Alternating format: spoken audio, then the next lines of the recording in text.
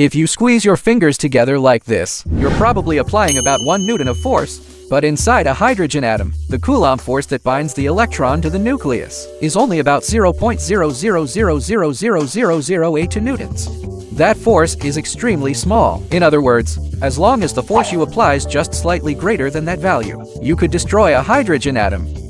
So in real life, when you squeeze two fingers together, is it possible that even if just one atom gets crushed in the process? Or when you take a sharp knife and cut vegetables, could you be slicing some atoms apart?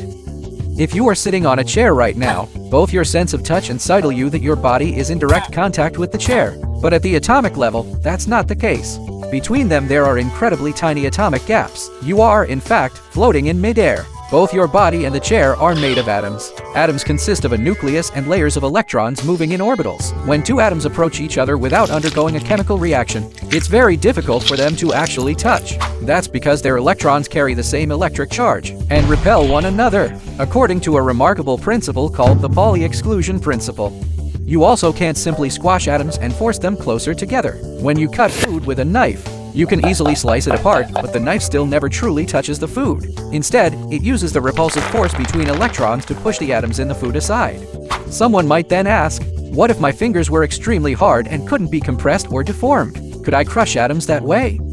Objects that do not deform are called rigid bodies.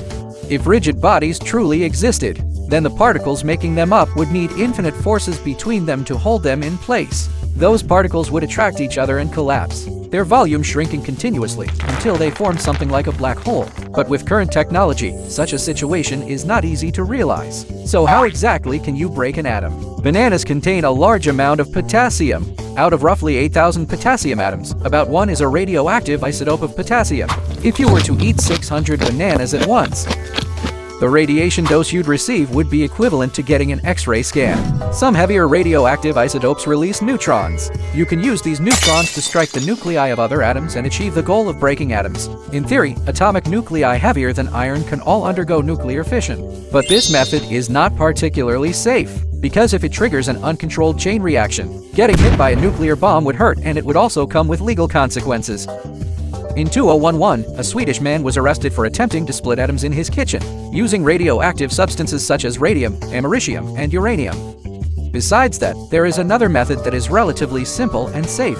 We know that nuclear fusion reactions take place at extremely high temperatures. But in essence, this is done to increase the speed of particles, giving them enough energy to collide with one another. If your two hands could clap together at close to the speed of light, then some of the atomic nuclei in your hands would collide and form new elements, releasing enormous amounts of energy and neutrons.